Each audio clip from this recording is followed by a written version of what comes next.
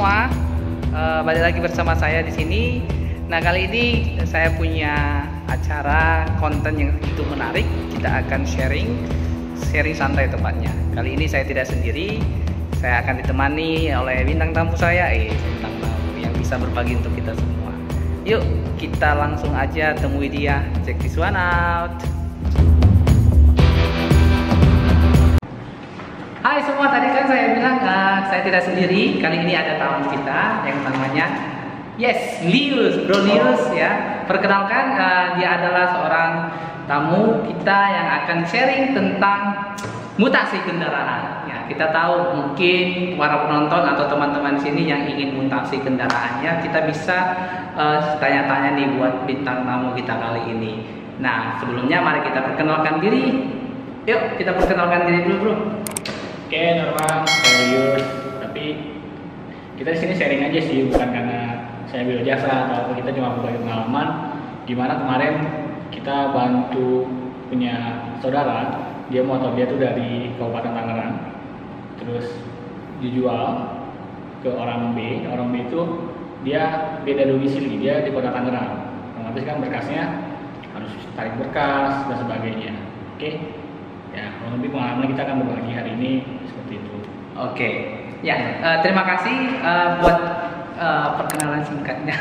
Jadi ini hanya untuk sharing aja, sharing santuy katanya, sharing santuy bersama Andi dan juga bersama Lius. Jadi sebelumnya Bro, saya mau tanya nih, apa sih arti dari mutasi kendaraan itu sendiri?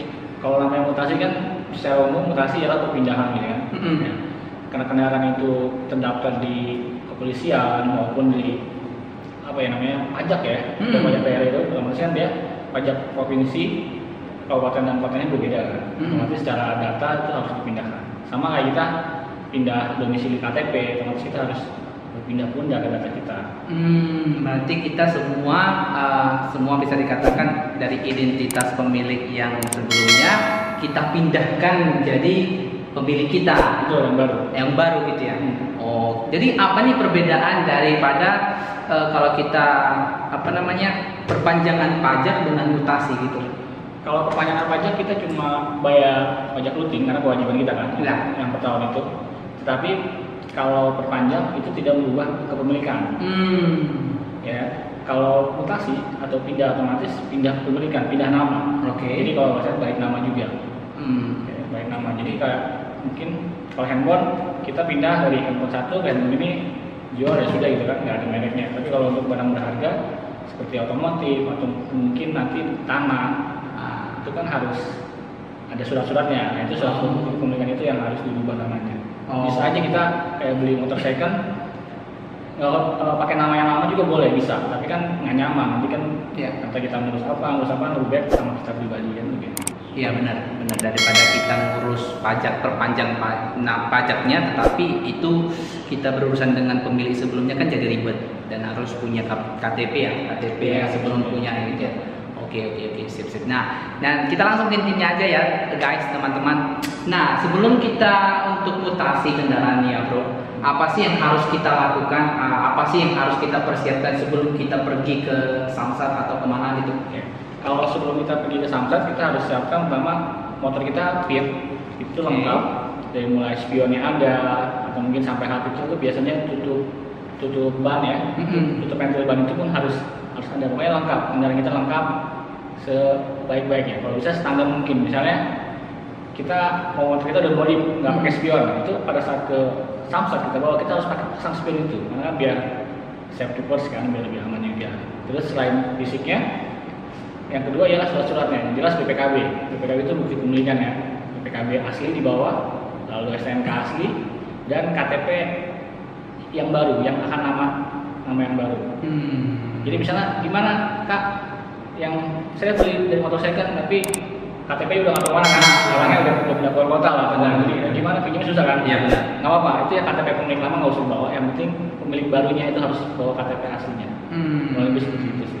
Berarti tadi BPKB, STNK, itu saja sama juga KTP. Nah, KTP-nya itu haruskah elektronik?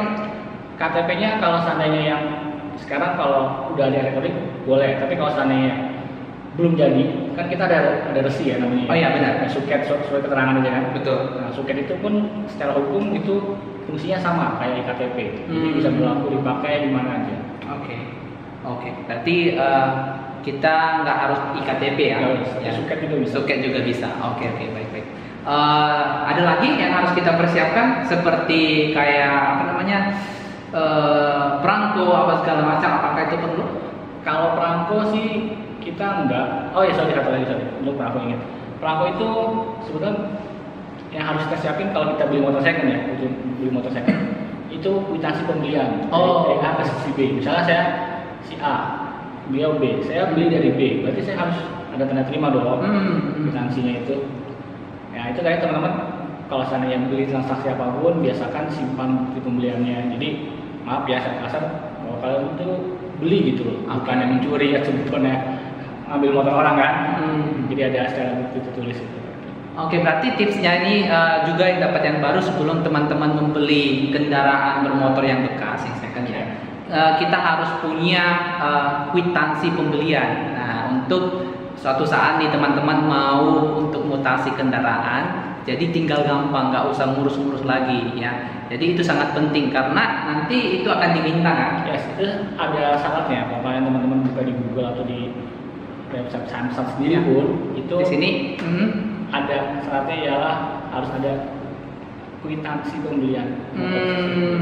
Itu ngomong-ngomong kenapa ya harus ada di lampirkan itu kwitansinya? Ya karena yang tadi saya bilang itu sebagai bukti aja bahwa kita tuh beli motor gitu. Bukannya maaf ya, bukan mencuri motor. Ya kasarnya gitu. Jadi ya bukti salah itu kita udah beli. Oke. Nah, jangan lupa ya tadi BPKB, STNK dan juga KTP dan juga kwitansi pembelian motor bekas kalian ataupun ya motor yang sudah Anda terima. Jadi itu juga harus hati-hati ya untuk membeli motor bekas gitu. Walaupun motor itu kita saudara kita kenal banget gitu, kita harus ada kwitansinya. Secara official resminya bahwa kita beli gitu. Iya. Oke. Wow, saya juga baru tahu nih. Oke deh. So, mari kita langsung ke berikutnya, teman-teman. Nah, kita kan mungkin Bro ini daerah mana nih sekarang? Kalau saya sekarang tinggalnya di daerah Kabupaten Tangerang. Kabupaten Tangerang. Di daerah Cikupa sini lah. Nah, jadi kalau Bro untuk mengurus mutasi kendaraan itu, apakah kita harus ke tempat di daerah Kabupaten Banten kah ataupun gimana itu ceritanya, Bro? Kita harus lihat di STNK-nya dulu. STNK-nya dulu. Di STNK yang si motor yang kita mau beli itu di daerah mana? Misalnya kemarin kan saudara saya dia belinya daerah Curug kan domisili Kabupaten Tangerang kan. Otomatis kita harus ke Samsat yang terdekat. Jadi kita sana daftar, nanti baru proses cari. Berarti kita bisa ngurusnya itu sesuai dengan apa tadi? Daerah mana? Daerah KTP motor yang lama. Daerah yang si pemilik sebelumnya gitu ya. STNK yang lama itu kan namanya di mana gitu kan namanya. Oke.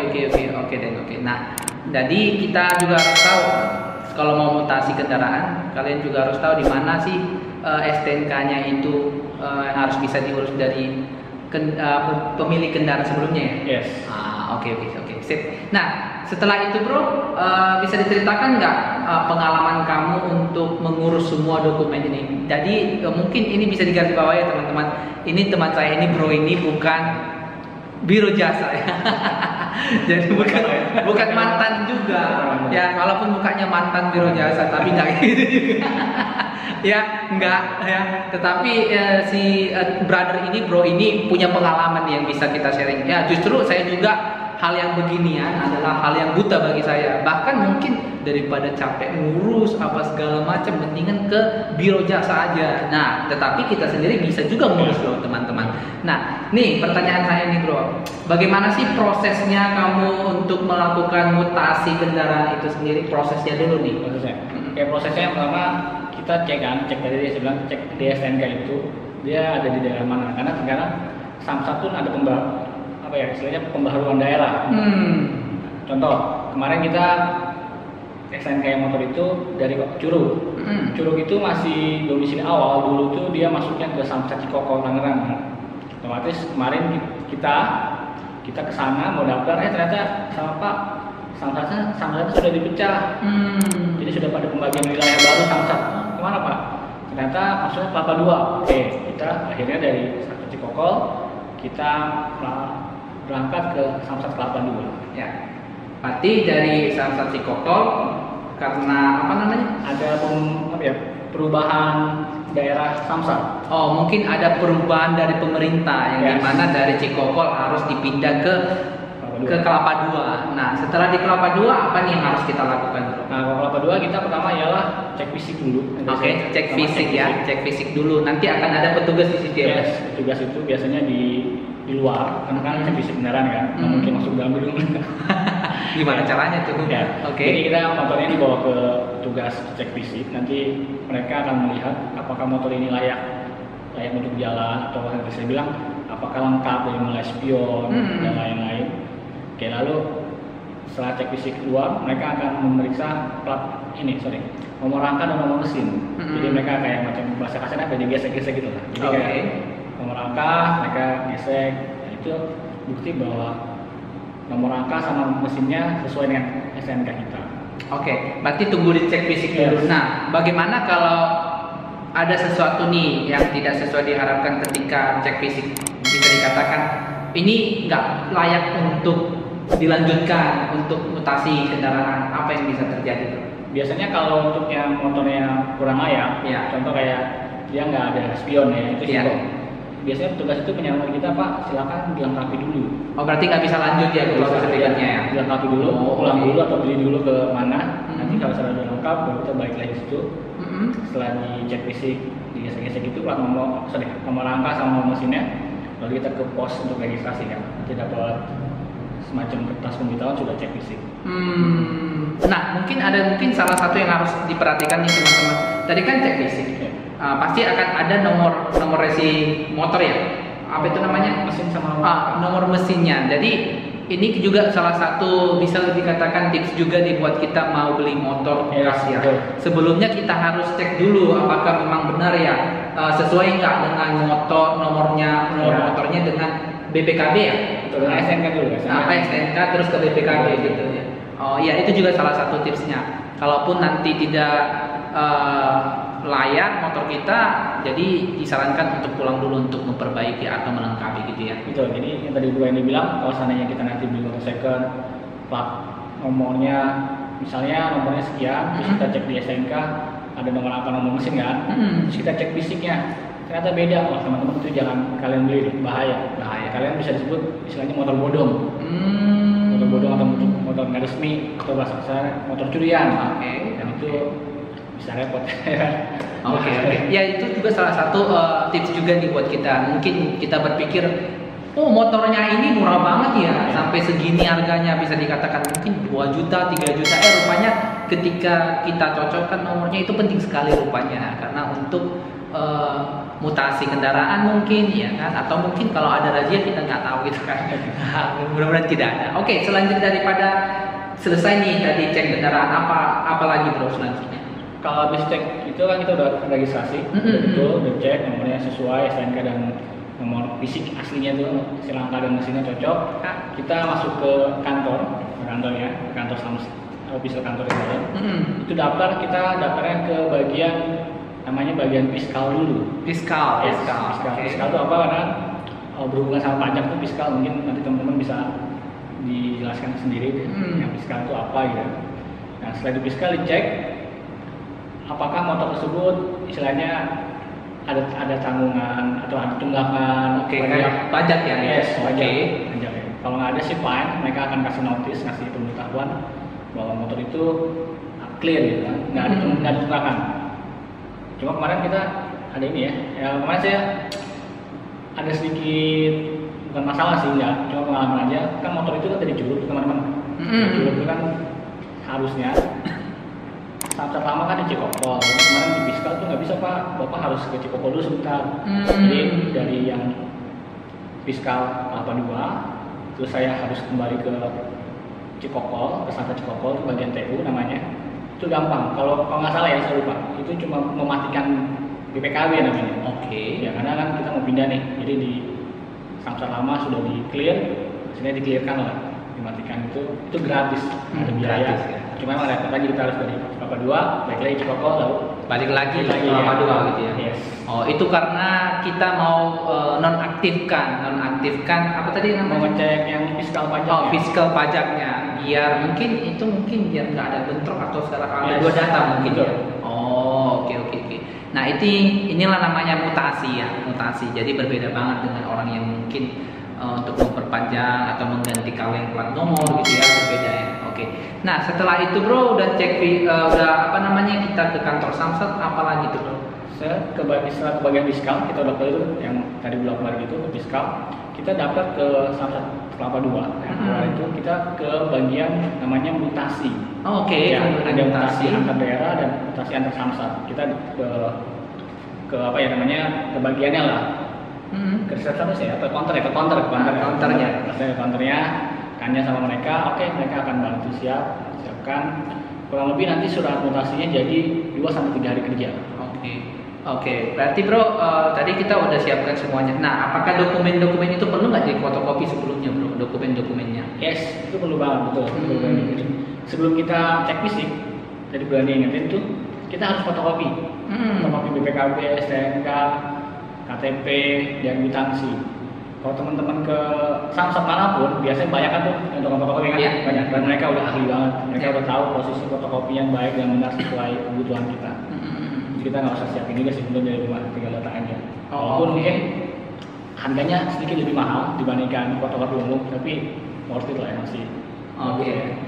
Berarti sebelum kita pergi ke Samsat atau bisa dikatakan untuk proses mutasi, cek fisik, apa segala macam, ada baiknya kita fotokopi dulu dokumen-dokumen kita seperti BPKB, STNK, KTP, ya, KTP dan juga mungkin bukti pembelian kendaraan dulu ya.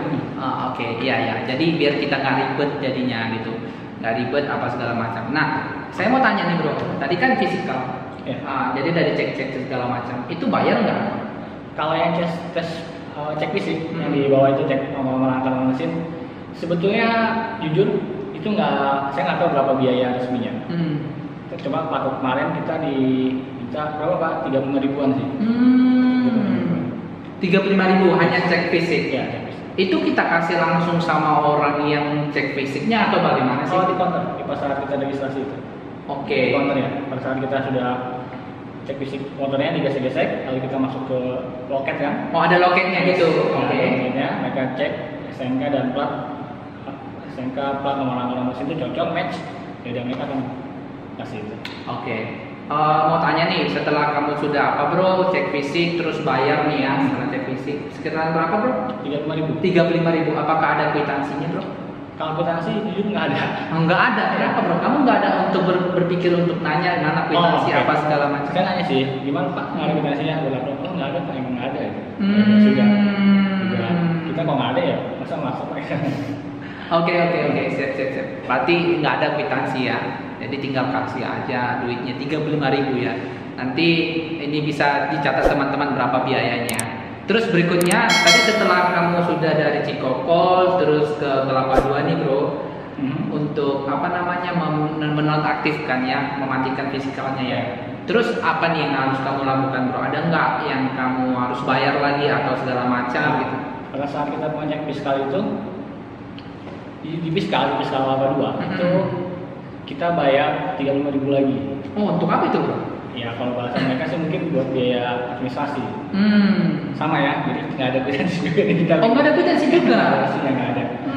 Oke. Pakai struknya lah, kalau kita beda di Alfamart kita banyak pakai struk kan, ini nggak ada juga. Iya, oke. Terus apa lagi bro? Oke, setelah dari fiskal selesai 35.000 dan kita ke loket mutasi, kita daftar untuk mutasi antar Samsat kan.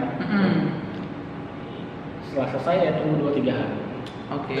Berarti tadi cek fisik 35.000, terus juga fiskal 35.000, terus juga mutasinya bagaimana? Ada bayar nggak? Mutasi juga bayar, itu ada biaya mutasi. Biaya mutasi kemarin yang saya pengalaman ya kemarin itu 285.000. 285.000. Ya. Wow. Itu kayak mutasi apa sih bro?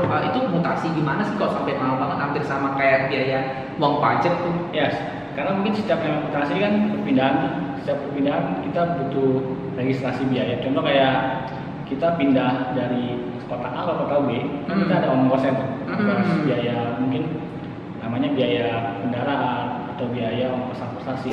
Tapi kalau untuk mutasi kendaraan itu selalu ada biaya, memang ada, cuma nominal fixnya yang resmi, official resmi dari pemerintah atau dari yang berwenang itu kita emang nggak tahu sih ya.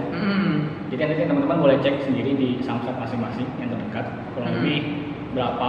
Cuma kalau kita pengalaman aja yang saya kemarin itu 285.000 biaya mutasi dari Kabupaten Tangerang menuju Kota Tangerang. 285.000. Ada kwitansinya nggak? Nggak ada juga. Yes, nggak ada. Waduh, gimana ini ya? Padahal kwitansi itu sangat penting untuk bukti ya, untuk kita melakukan transaksi gitu kan. Nah, setelah itu bro, ada biaya lain nggak? Ada nggak kayak kita tahu kalau untuk urus-urus dokumen pasti ada legalisir apa gitu. Ada lain nggak? Nah, legalisir kita nanti ada di Samsat berikutnya, Samsat yang baru. Misalnya. Oh, berarti sorry bro, berarti kamu udah selesai nih di Kelapa Dua. Oke, setelah itu kemana bro? Kelapa Dua kita pindah ke Samsat baru, domisili baru, KTP yang baru. Nah, KTP yang baru kebetulan kemarin tuh adanya di Cipondo. Oh, Cipondo itu termasuk dalam Samsat Cikoko. Samsat Ciledug. Ya, karena ada perubahan. Dulu Cipondo itu masih satu kota kan, kota-kota itu di Cikoko, tapi ada perubahan Samsat dipecah lah, dipecah itu. Daerah Cipondo itu masuknya ke Ciledug, otomatis kita harus ke Ciledug. Jadi teman-teman bisa bayangin tuh, kita dari domisili kita di Citaraya, kita ke Kelapa Dua, Goni Serpong, sudah Kelapa Dua, kita ke Ciledug. Wow, panjang sekali perjalanannya. Itu kalau kita ngurus sendiri ya, untuk ngurus sendiri. Nah, bro tadi kan udah mematikan fisikalnya. Itu kita nunggu langsung selesai atau bagaimana? Kalau yang di Kelapa Dua yang fisikal itu langsung nunggu, langsung selesai. Langsung tunggu selesai. Latihan aja baru mungkin ya. Tapi one day itu selesai, satu hari selesai. Oh oke, langsung tunggu selesai. Nah setelah itu bro, kita ada kayak sebelum kita ke apa namanya? Ciledug. Apa? Ciledug. Nah ke Ciledug ya. Apa itu yang harus kamu tunggu, ada nggak? Kamu harus macam tunggu itu atau? kita tunggu 2-3 hari dari surat mutasi itu. Oh berarti harus ada surat mutasi dulu baru kita bisa ke Ciledug gitu ya? Betul. Nah itu apa sih bro surat mutasi itu? Surat mutasi surat pengantar, sama kayak kita bikin KTP, pindah rumah. Otomatis kan kita harus surat pengantar dari RT, dari RW atau dari kecamatan, dari kelurahan kecamatan. Itu harus ada. Sama begitu pun kendaraan motor. Oh oke. Berarti harus ada dulu itu baru kita pergi nanti ke step berikutnya ya? Betul. Ke destinasi yang baru. Berapa hari bro?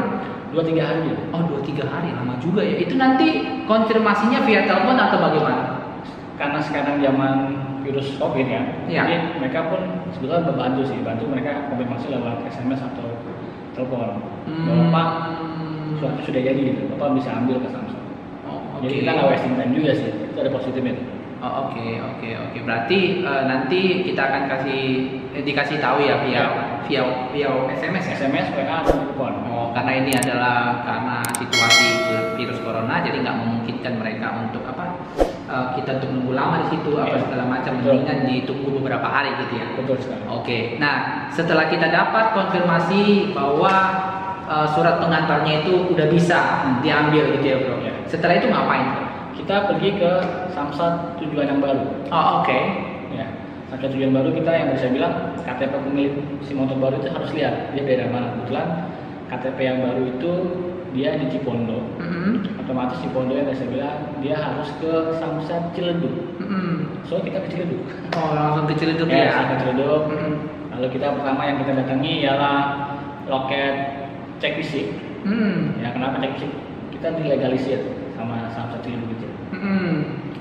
Dan biayanya 30.000. Oh 30.000 untuk itu apa namanya? Legalisir cek fisik. Oke, legalisir cek fisik itu harganya 30.000. Nah setelah itu ada lagi nggak yang dokumen harus kamu kayak fotokopi apa segala macam gitu? Fotokopi belum kan? Nanti pada saat kita ke atas kita kemarin ke loket berikutnya ya daftar masuk mutasi namanya. Sama loketnya mutasi juga. Kita mendaftar masuk mutasi. Nanti mereka akan kasih maaf tentang saat, terus lalu kita dikasih tahu Pak silakan bawa fotokopi dulu apa yang kurang. Nah, jadi kita agak sedikit repot ya teman-teman sebelah, agak repot kita dari bawah terus ke atas kalau gedungnya lantai 3 atau lantai berapa kan lumayan jauh, kita harus fotokopi lagi lah. Oke. Ya, tapi nggak apa-apa, buat pengalaman kita turun tangga olahraga lah ya. Oke. Oke, tadi kita sudah bicara tentang dari kantor Ciledug ya. Kita tadi disuruh untuk legalisir dengan harganya 30.000. Nah, setelah legalisir ada fotokopi gitu ya, Bro. Setelah itu fotokopi ngapain lagi, Bro? Setelah fotokopi itu kita langsung daftar mutasi masuk namanya. Daftar mutasi masuk ya. Mutasi masuk. Mungkin kalau saat normal kita bisa nunggu, tapi karena lagi COVID, jadi kita harus pulang. Nanti tetap prosesnya sama, kita akan di SMS bahwa suratnya sudah jadi. Ya, dan kebetulan kalau yang di Kota Tangerang, mereka sudah bisa bilang, Pak nanti hari Rabu ya jadi. Oke, langsung aja gitu, kita nggak perlu untuk nunggu di SMS. Ya, betul. Karena setiap samsat itu berbeda kan. Satu mungkin etiknya atau tingkat keramaiannya, pelayanan. Jadi mungkin di Ciledug mereka sudah bisa bilang 2 hari Rabu langsung. Kita pergi Senin, kemarin saya Senin, Rabu sudah balik lagi. Oke, jadi cuma selingan sehari ya? Iya, sehari. Udah langsung jadi. Nah, ketika Rabu itu di kantor Ciledug, apa nih yang harus kamu lakukan, Bro? Pergi ke kantor Ciledug, langsung ambil atau bagaimana? Nah, setelah yang hari Rabu itu kita ambil berkasnya, nanti mereka bilang, Pak silakan tunggu ke bagian loket bank. Kebetulan untuk Samsat itu banknya Bank BJB. Oh, Bank BJB, oke. Ada loketnya sendiri. Nah, kita ngantri, nanti kita akan dipanggil atas nama A. Panggil, kita bayar pajak. Oke, bayar pajak. Nah, itu bayar pajaknya itu itu sesuai dengan motor kita kan? Yes, betul. Itu sekitaran berapa kalau bayar pajaknya? Itu kalau untuk bayar pajak real ada angkanya, dan angkanya real sesuai dengan STNK. Kalian kalau bisa lihat di STNK. Iya, benar pasti akan ada di situ ya. Sesuai itu. Kemarin kita kurang lebih 360 sekian, lupa detailnya. Nanti mungkin nanti kita akan buat ya. Itu real. Habis itu setelah bayar pajak, kita nanti dapat kwitansi pelunasan namanya. Ya udah, kita tunggu lagi, tunggu ke loket untuk ngambil STNK. Oke. Ya. Lalu setelah ambil STNK, kita tunggu antri lama, nanti kita dipanggil nama kita. Lalu kita ambil STNK-nya. Nah, itu STNK itu baru sudah berubah nama. Berubah nama dari nama pemilik yang baru. Oke, pemilik yang baru. Nah, setelah kamu sudah berubah STNK yang baru, itu kan dengan pemilik yang baru juga, apa nih yang harus kamu lakukan, Bro? Nah, otomatis karena kita STNK yang baru, berarti plat nomor kita pun baru. Oke, baru ya, ya. Mas? Tidak bisa pakai nomor yang lama, apalagi yang random. Kecuali kita semua mau pesan khusus gitu kan. Nah, di Samsat ada juga tuh, kalau kalian teman-teman mau nomor cantik lah, istilahnya nomor cantik atau request itu bisa. Tapi nominalnya berbeda-beda. Nanti kita bisa taruh juga ya, buat informasi aja. Terus setelah kita ambil STNK baru itu, kita ke bagian pengambilan plat nomor. Oke. Ya. Setelah plat nomor, ya sama antri lagi kita teman-teman. Kita antri lagi, nunggu, dicek sama dia udah jadi apa belum. Gitu. Oke. Setelah nunggu, nanti dipanggil, jadilah plat nomor kita yang baru. Oke, kurang lebih seperti itu. Oh ya, sama kalau sekalian. Sebetulnya nggak ada biaya, di plat nomor itu nggak ada biaya. Tapi teman-teman kalau mau ngasih seikhlasnya boleh. Kayak biaya administrasi gitu ya? Iya, tapi lebih ke tips gitu. Oh, lebih ke tips. Uang tanda terima kasih gitu ya? Terima kasih itu nggak dipaksa atau nggak wajib gitu. Nah, itu apakah dibilang oleh orang petugasnya atau bagaimana itu? Ya, petugasnya kasih kode-kode lah gitu. Pas, setelah mau kasih seikhlasnya berapa lah gitu. Gitu. Kode-kode. Oh ya, lagi pula mereka mungkin udah capek apa segala macam. Ya. Jadi seikhlas aja gitu ya. Mau dikasih 5.000 atau 10.000 seikhlasnya aja gitu. Kemarin jujur ada uang 20.000 kan, ya udahlah 20.000. Tapi bebas kok ikhlas. Kalian teman-teman nggak ada paksaan, masih juga terserah, itu buat nama ikhlas kan. Oke, berarti setelah kita STNK-nya jadi dan juga plat nomornya jadi, nah bagaimana dengan BPKB itu? Nah, teman-teman, kebetulan untuk daerah daerah Tangerang itu maksudnya ke DKI kan, ke Polda Metro Jaya. Dan itu posisinya ada di Jakarta sana, kalau nggak salah di dekat Senayan, Polda Metro Jaya. Jadi teman-teman kalau kalian mau ubah namanya, sama kayak surat-surat tanah atau kepemilikan apapun, kalian harus ubah nama pemilik kan. Walaupun di STNK sudah berubah nama nih, nama yang baru, tapi kalau di BPKB-nya masih nama yang lama. Teman-teman harus ubah itu. Oke. Harus ubah itu. Gimana caranya? Gampang. kalian fotokopi lagi semua SNK lama, SNK yang baru, BPKB sama fotokopi KTP. Mungkin itu aja sih bener. Jadi kalian tinggal daftar ke Polda Metro Jaya. Itu kita fotokopi BPKB-nya semua bukunya itu atau bagaimana? Oh enggak. Biasanya si tukang fotokopi itu mereka udah tahu apa aja yang mau fotokopi. Udah tahu. Yang kemarin kita lihat itu bagian depan kan ada dokumen nama gitu kan, nama, terus keterangan kendaraan, cuma itu aja sih. Oh, berarti nanti kalau udah mau langsung fotokopi, orang yang fotokopi pasti nanya ini mau ngapain, apa segala macam udah tahu juga nanti mana. Mereka udah tahu. Udah ahli, udah bagus itu. Jadi kan nggak usah bingung kan, pengalaman. Nah, ya tapi kalau mau fotokopi sendiri nggak apa-apa gitu ya. Lebih baik aja kalau ada mesin fotokopinya di rumah. Kalau nggak ada, mendingan langsung ke fotokopi terdekat aja deh ya. Nah setelah itu bro, kamu kan udah jadi nih semuanya BPKB, plat nomor. BPKB kamu ngurus sendiri atau bagaimana sih? Nah betul, jujur teman-teman, kemarin BPKB kita nggak ngurus sendiri. Kita minta tolong titip sama Biro Jasa. Oke, Biro Jasa. Yes. Oke. Biro Jasa. Kalau kata Biro Jasa sih ini pasti Biro Jasa ya. Biaya untuk ubah nama BPKB itu kurang lebih 225 sampai 250. Oke. Itu yang dari Polda. Tapi ada biaya jasanya, biaya BKCAP-nya itu 100.000. Jadi kemarin kita bayar 350.000. Oh berarti kalau kita ngurus sendiri itu biayanya 250.000 ya, ke Jakarta. Ya, ke Jakarta. Ngurusnya ke Jakarta, tetapi juga nanti kalau selesai ngambilnya ke Jakarta juga. Betul sekali. Oh oke. Tetapi kalau pakai Biro Jasa kita bisa tambah kayak 100.000 kayak uang ongkosnya bisa lah kayak gitu ya. Oh, oke. Kalau itu bro, BPKB-nya nanti kita ambil ke Ciledug atau mereka bisa kirim nih ke rumah kita? Nah, sebenarnya kalau untuk Biro Jasa itu teman-teman tergantung kalian di mana Biro Jasanya. Oke. Ya. Jadi misalnya kalian punya Biro Jasa dekat rumah ya, kalian tinggal janjiin aja sama si Biro Jasa itu. Kebetulan kemarin saya pribadi tuh Biro Jasanya di Ciledug kan. Jadi ya udah nanti kita janjian sama mereka di Ciledug situ. Oke. Jadi sebenarnya kenapa alasan mungkin yang kenapa di Ciledug karena sekalian aja kemarin ya. Oke. Nah, kenapa kamu bro memilih Biro Jasa? Kenapa nggak kamu sendiri aja? Yes, sebenarnya kita niat tuh pengen sendiri teman-teman, tapi waktu kemarin keadaannya udah mulai gelap, terus udah hujan kan. Terus teman-teman coba pikir deh, bedanya 100.000. Tapi kalian harus menghitung dari mulai kalian pergi ke Jakarta itu berapa lama, terus biaya bensin, biaya capek, jajan makan itu pasti jelas. Oke. Ya. Terus sama biaya waktu kalian. Kalian kira-kira worth it nggak? Atau layak nggak sih kalian misalnya kalau ngurus BPKB itu kurang lebih 1 hari. Kebetulan aja kemarin saya pribadi lagi WPH kan, lagi cuti, bukan cuti sih, lagi kerjanya lagi stop kan.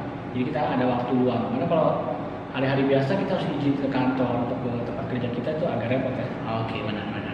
Berarti itu karena jarak juga yang menentukan kan? Karena kita daerahnya Tangerang dan ngurusnya BPKB-nya ke Jakarta, jadi kayak agak repot. Apalagi di Jakarta lagi musim PSBB ya. Yes. PSBB, jadi mendingan kita minta bantuan dari Biro Jasa. Yes. Nah, kira-kira bro nanti BPKB-nya selesai itu kira-kira berapa hari? Kalau BPKB secara resmi kurang lebih 7 sampai 14 hari kerja. Oke, 2 minggu ya? Ya, 2 minggu. 2 minggu kurang lebih segitu. Kadang-kadang bisa 1 minggu lah. Tapi tergantung. Saya bilang biasanya 7 sampai 14 hari kerja. Oke. Nah, jadi di total nih semua bro ngurus ini berapa lama sih? Ngurus dari kamu awalnya sampai ke Ciledug ini ngurus BPKB berapa hari? BPKB jadi. Kalau BPKB jadi kurang lebih maksimal 2 minggu. 2 minggu selesai. Kalau kita jalan sendiri, ya jalan sendiri lah. Karena kan kemarin kita dari proses awal tuh jalan sendiri teman-teman. Jadi kalau jalan sendiri emang agak capek. Karena kita butuh 1 hari untuk daftar kan, untuk daftar awal. Lalu hari keduanya kita ngurus yang samsat yang baru. Terus sekarang tinggal tunggu BPKB-nya. Kurang lebih 2 minggu ya, 2 minggu selesai. Jadi teman-teman kalau ada waktu, kalian boleh coba jalan sendiri. Tapi kalau kalian nggak ada waktu, entah sibuk, entah nggak ngerti mungkin nggak ngerti atau mungkin kayak rumah kita jauh banget. Saya sekarang tinggalnya dari 3 Raksa. Kalau teman-teman coba bayangin dari 3 Raksa ke Jakarta pulang pergi, worth it. Gitu aja sih. Iya sih. Tapi nggak harus pakai biro jasa ataupun nggak harus sendiri, tergantung kebutuhan. Tergantung juga waktu kalian gitu ya. Yes, kebutuhan kalian gimana? Oke. Nah berarti bro, kalau kita bilang intinya kalau kita mau ngurus ini semua sendiri bisa, tetapi kita harus sabar dan mungkin kita harus lihat waktu kita gitu ya. Betul, harus cari waktu yang pas. Terus bro, kira-kira nih bro, dari awal kamu ngurus dari Cipondo, Kelapa Dua, terus ke Ciledug, berapa lama yang kamu butuhkan waktu atau berapa hari sih? Berapa hari? Itu kurang lebih 1, 2. Kurang lebih kalau hari kurang lebih 2 minggu tadi saya bilang 2 minggu. Tapi kalau untuk bolak-baliknya, bolak-balik kurang lebih 3 sampai 4 kali bolak-balik Samsat. Oke. Wow. Karena kan yang pertama kita dapat cek fisik, lalu terus hari kedua kita nunggu lagi dong. Kita nunggu 2 hari kemudian yang sudah mutasi itu yang kedua. Lalu yang ketiga daftar ke Ciledug. Daftar, kita nunggu lagi. Berarti yang keempat baru dapat SNK sama plat nomor. Malah kalau kita terusin, kita harus ke Polda, kita harus ambil dulu. Jadi 6 kali bolak-balik teman-teman. Tapi karena kita kemarin cuma sampai 4, terus yang kelimanya kita titip sama biro jasa, otomatis cuma 5 aja. 5 ya. Atau nanti ya kita mungkin kalau seandainya nggak sempat kita tetap 6 sih, cuma jaraknya lebih dekat. Oke. Kita bisa minta tolong biasa kan, Pak kirim aja ke rumah. Nah jadi kita sudah tahu ya bagaimana proses untuk mutasi kendaraan. Ternyata sih nggak susah-susah amat nih kalau kalian sudah punya kesabaran yang tinggi, waktu dan mungkin bisa katakan kerja keras juga ya. Karena ini kalau saya sendiri ya orangnya nggak sabaran, mungkin udah kasih aja biro jasa, malas gitu mungkin saja. Tetapi kalau itu tergantung sama kita gitu ya. Nah, saya mau tanya nih, keseluruhan untuk mengurus dokumen-dokumennya ini bro berapa nih totalnya? Itu biaya di Samsatnya aja atau biaya jajannya kan? Nah, untuk di Samsatnya aja dulu deh, Samsatnya aja. Samsatnya aja kalau sekalian sendiri kita kurang lebih sampai ke biro jasa ya, kita nitip BPK gitu kurang lebih 1,15 sampai 1,2, maksimal 1,2 juta. Dan itu tergantung jenis motornya teman-teman. Jadi nggak semua motor sama kan. Jadi beda cc, beda usia motornya. Kemarin yang motor yang kita proses itu motornya Honda Vario yang 110 cc dan dia mau tahun 2015. Ya, jadi kalau teman-teman punya motor yang Vario 2015 kurang lebih harganya mirip-mirip ya. Apalagi kalian mungkin belinya sama dari kabupaten terus mau pindah ke kota Tangerang kurang lebih harganya 1,2.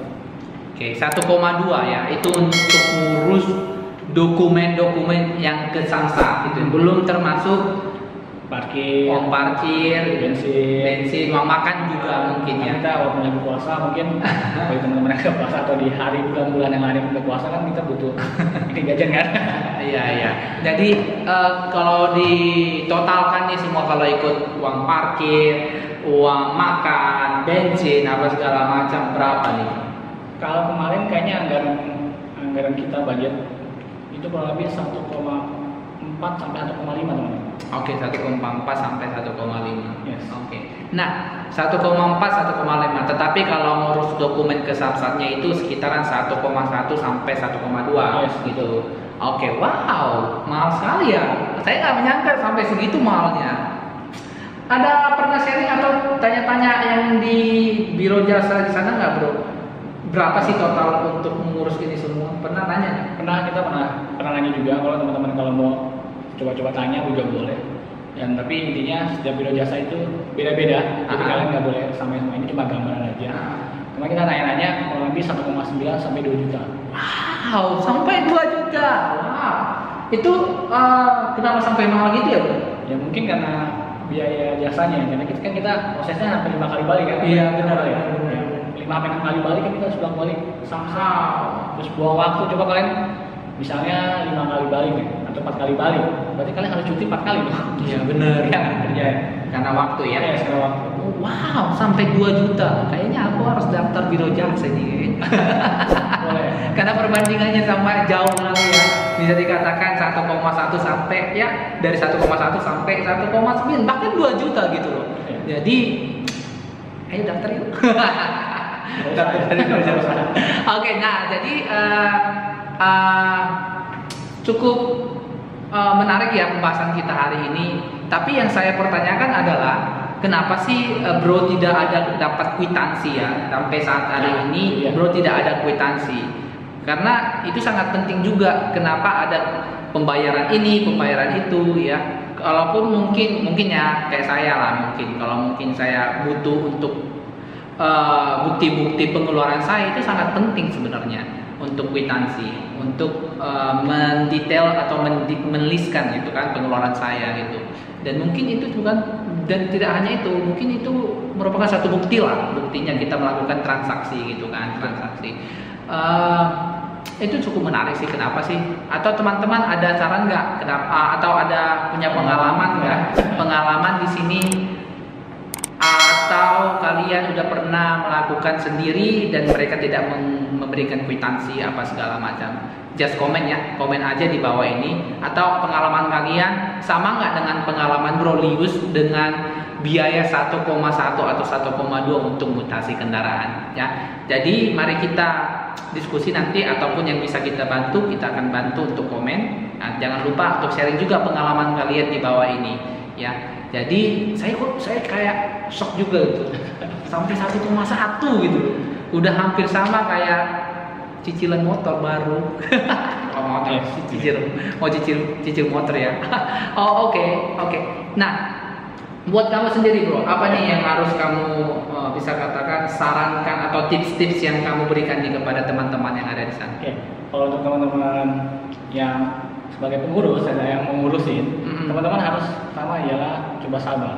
Oke, sabar. Karena kita tadi kita wasting time masalah kita harus 5 kali, 6 kali bolak-balik kan, kita harus sabar. Kita jangan pernah malu untuk tanya sama orang lu, ya. Tanya aja gimana sih prosesnya gitu kan. Terus teman-teman kalau bisa jujur di Samsat itu banyak yang menawarkan biro jasa gitu ya. Ya, bantuan-bantuan gitu. Kalau teman-teman bisa jalan sendiri aja. Satu, jelas lebih murah. Yang kedua, teman-teman akan dapat pengalaman yang berharga. Jadi teman-teman mungkin nanti next time bisa bantu atau bisa sharing sama saudara, bisa teman. Jadi jalan sendiri itu lebih baik sih sebenarnya, dan lebih murah. Walaupun memang ya waktunya harus bolak-balik dan sebagainya. Terus kalau untuk pemerintah ataupun yang berwenang, saya harapkan sih setiap samsat atau pengurusan pajak ini harus lebih efisien, karena juga kita tuh mau bayar pajak, kita pun mau bayar pendapatan pemerintah kan, kewajiban kita mau bayar gitu, kita nggak lari.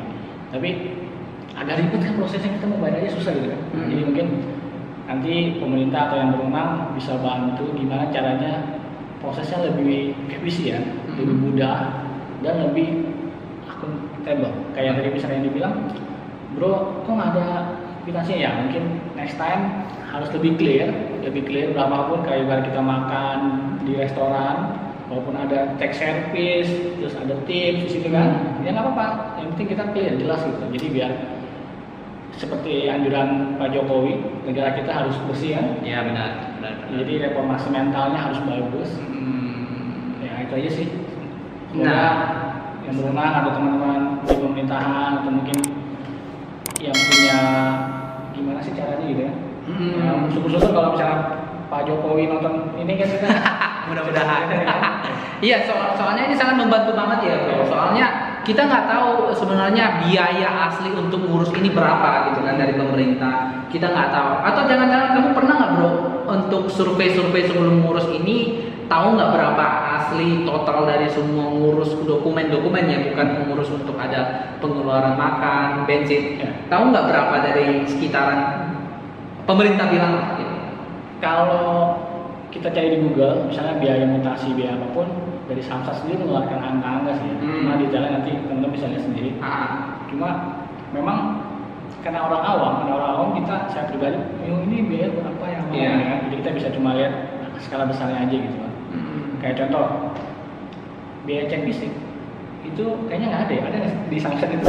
Oke, nggak tahu. Ya, nanti kita cek ya, kita cek sama-sama ya. Takutnya nanti kita akan buat link gitu. Yes, link kita akan cek biaya fisik itu berapa, walaupun secara ofisial resmi dari situs Samsat atau kepolisian lalu lintas misalnya, nanti kita akan cek ya.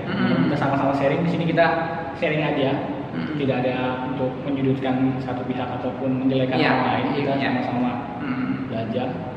Jadi ini sebenarnya kita sharing nih buat teman-teman yang orang awam yang nggak tahu nih tentang bagaimana mutasi kendaraan apa segala macam. Sebagai warga negara nih yang baik mungkin kita nih ya, kita akan menjalankan kewajiban kita. Jadi kayak bayar pajak, ya kan? Mungkin di luar sana ada banyak orang yang malas untuk bayar pajak. Mungkin salah satu ini ada, saya katakan agak ribet lah, nggak tahu berapa biayanya lah, atau bahkan udah takut bisa dikatakan khawatir juga untuk ada yang bermain di dalam sana gitu. Ya, jadi mungkin bagi orang ataupun pemerintahan yang bisa nonton di video bisa kasih tahu berapa sih total daripada semua untuk mengurus dokumen sampai BPKB gitu ya, sampai BPKB biar kita juga tahu sebagai orang awam untuk mempersiapkan. Kita kan kita kan warga negara Indonesia yang taat pajak gitu kan, ya kita kan bayar gitu kan. Jadi ya semoga teman-teman juga bisa terbantu dengan video ini dan kita akan kita akan buat beberapa link yang ada di deskripsi nanti tentang pemerintah ataupun tentang pajak gitu ataupun mutasi kendaraan, informasi tentang mutasi kendaraan. Ada lagi yang mau ingin disampaikan, Bro? Kayaknya sih cukup. Jadi thank you banget bro buat hari ini, thank you banget atas informasinya, ini sangat membantu banget buat kita semua. Jadi buat kita semua, mari kita untuk urus semua segala dokumen kendaraan kita, karena itu semua bukan untuk kita sebenarnya, itu untuk negara Indonesia, agar negara Indonesia pembangunannya itu bisa merata dan bisa semakin baik lagi, ya nggak? Betul sekali. Ya, terima kasih banyak atas semuanya. Jangan lupa bisa di like dan subscribe juga nih channel, dan kalau ada punya pengalaman jangan lupa komen juga di sini. Oke, thank you so much semuanya, thank you so much bro.